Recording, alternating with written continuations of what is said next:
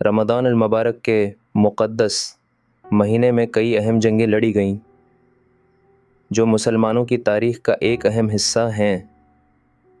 یہ سوچ صاحب آ جائیں گے تو صرف مذہبی وجوہات کی بنا پر اہمیت نہیں رکھتی ہیں، بلکہ ان کے فتوحات نے اسلامی تاریخ کے رخ کو بھی تبدیل کیا۔ 572 ہجری میں جنگ بدر کو پہلی بڑی جنگ سمجھا جاتا ہے، جو 6/4 عیسوی میں ہوئی۔ یہ جنگ مسلمانوں اور قریش کے مابین ہوئی، جہاں مسلمانوں کی چندی تعداد ہونے کے باوجود فتح حاصل کی۔ جنگ بدر کی اہمیت یہ ہے کہ یہ اسلامی تاریخ کی پہلی بڑی فتح تھی اور اس نے مسلمانوں کی حوصلہ افزائی کی۔ اس کے بعد 666 ہجری میں جنگ جمل ہوئی، جہاں مسلمانوں کے مابین طاقتور اختلافات کے باعث لڑائی چھڑی۔ اس جنگ کے دوران حضرت علی کی قیادت میں ان کا مخالف گروہ بھی شامل تھا۔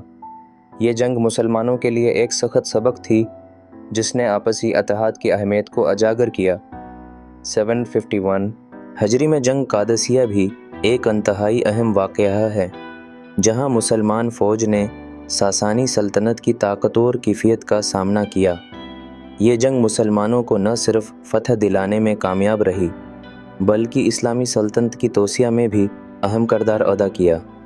آگے چل کر 81 ہجری میں جنگ حطین ہوئی، جس میں مسلمان فوج نے صلیبیوں کو شکست دی۔ یہ جنگ صلاح الدین ایوبی کی قیادت میں ہوئی، جس نے مسلمانوں کو مقدس مقامات کی بازیابی میں بڑی کامیابی دلائی۔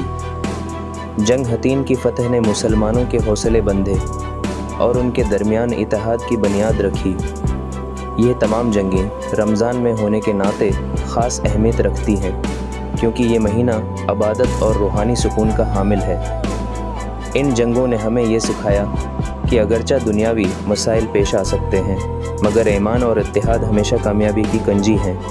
رمضان کی یہ جنگیں ہمیں تاریخ کے اس سبق کی یاد دلاتی ہیں کہ کس طرح مشکلات کا سامنا کیا جا سکتا ہے، اور صحیح راہ پر چلنا ہی کامیابی کی ضمانت ہے۔